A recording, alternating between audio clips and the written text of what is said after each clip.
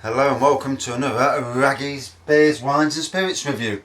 Tonight I've got a right little beauty to review by Brewdog, and it's called Mr. President, and it's a Defiant Double IPA with an ABV of 9.2%, so you know it's definitely got some something behind it, shall we say. So before we get on to that, bit of a work in progress at the moment, not quite finished. Let's see if I can get it that way round, make it easy to see. And there we are, Raggy's Beer Reviews, the website at blog.dcemu.co.uk, and that'll be the website where you'll be able to see all the reviews. There's going to be lots of news related to beer on there, and probably some guides and stuff like that, top 10 beers, wines, stuff like that. All the Facebook and Twitter and whatever links that are associated with the site, and obviously with its own forum as well, because there's a forum on my site, DCMU, and hopefully it'll be good in the long run. Well, it will, because I won't let it be any other. So let me just try and find this. Brewdog, if you've been following them over the years, first brought out the Brewdog IPA in cans.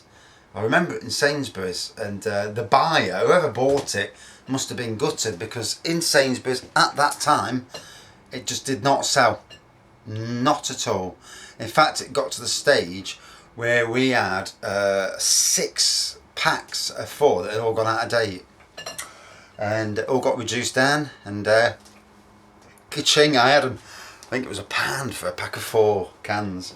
And the Citra hops, the hops they use, you know, you either love them or hate them, a bit like Marmite. Over the years, the original brew, that's talking about the original Brewdog IPA. Over the years, they've brought out some fantastic beers across a whole range, you know, and some absolute quality amongst them. I mean, I've got an own brew that I did called Mangrove Jacks, and it's a grapefruit IPA, which is a clone of the Elvis juice. Not quite spot on clone, but pretty damn decent, you know, if I'm being honest, and strong as well. So this being a 9.2%, you know, probably a good thing it's only in a 330ml bottle. Tesco's did actually do a double IPA that was a 330ml and also was a 9.2% a couple of years ago. Bit surprising, you know, exact same percentage. So I'll crack it open, see what I think. I can't read that truffing writing on the back in this light.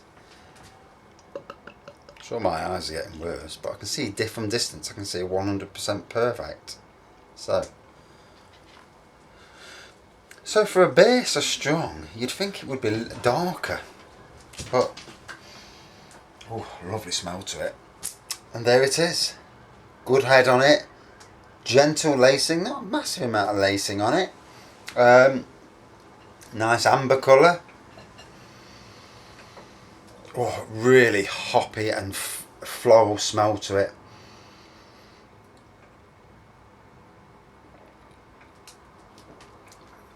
Wow. The first thing you get is hops, but you also get an immediate strength taste, you know.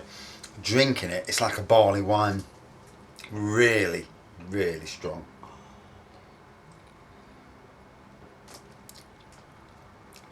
Oh, would not want many of them to get you drunk, I tell you now. Fantastic strength.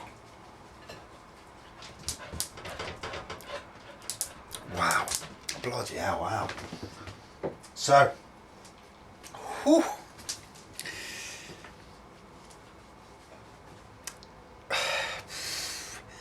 Kind of knocks your spots off, and It grabs you and gives you a good shake.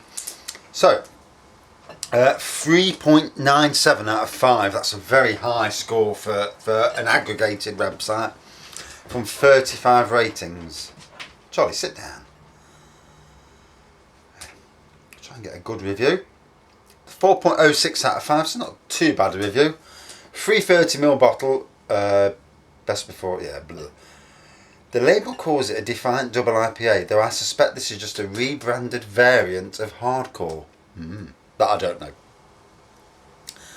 Poured into an IPA glass, a deep orange amber hue with good clarity and moderate carbonation. Produces a huge head of creamy white foam that lasts for a few minutes before reducing to a patchy surface layer. And it already has, it's already reduced to that. Aroma of overwhelmingly fruity hops with hints of grapefruit. Definitely getting the grapefruit, that's in the taste. Tangerine, citrus, peel, pineapple, tropical fruit, pine resin, weed. Weed? What, cannabis? Caramel malt, ale yeast and stewed hops. A warming whiff of booze in the background. Excellent hop character. Got to agree with all that, bar the weed bit. But I won't know, I've never done drugs, so I won't know anyway. Taste of intensely aromatic hops with notes of grapefruit, citrus peel, tropical fruit, pine resin, dank weed, caramel malt, ale yeast and stewed hops. Slightly sweet followed by a powerful hop-driven bitterness upon swallowing. Definitely. Mouthfeel is smooth and tingly with a spritzy carbonation and nice body. Somewhat astringent. Dries the palate. Aftertaste of seriously bitter hops. Citrus, tropical fruit, pine, caramel malt and yeast. Overall, superb. Yet another great double IPA from Brewdog and in the supermarket. Looks lovely, while the aroma and flavour are stuffed to the gills with fruity hops, citrus, pine resin and malt. Great body. A hophead's delight. Well worth sampling if you come across it. Do you know, I don't really need to say any more than that. What I will say is, you're not going to drink 2 or 3 of these because you'll be on your back. You know, 9.2% is wow. You know, it's that region. But for a beer that you can smell the, you know, even halfway down the glass, you know, the smell. Beautiful. The taste, the grapefruit and the hops. I can't taste a lot of the other stuff that they're saying. Dank weed. What the hell is dank weed? But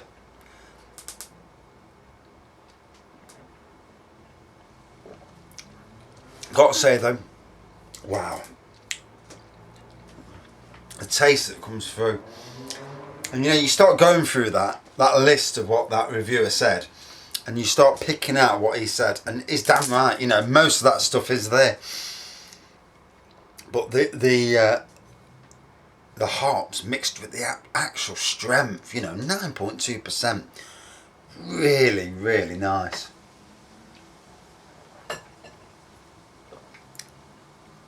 For a little company, when, you know, so many years ago, now they've got bars all over the place. Some fantastic looking bars. The one in Nottingham, to be honest, is a bit run down, to be fair.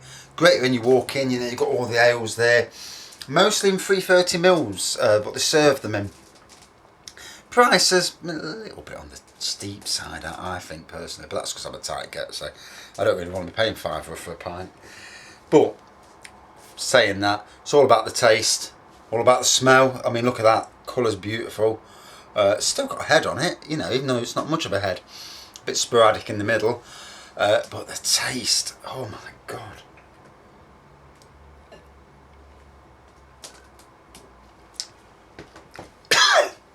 I can't imagine they made this for Sainsbury's when Sainsbury's had a double IPA rather at 9.2%, even though it's all a bit curious, you know. But saying that, I can't remember much about that anyway. I was probably drunk after a pint, to be fair. But really nice. And, you know, there's some beers that you taste and you know straight away they're in your top 10 beers. This is one of them. I mean, I've held off for a while because I wanted to get some of the more what's the word, average beers out of the way. But this beer, wow, you know, what a perler.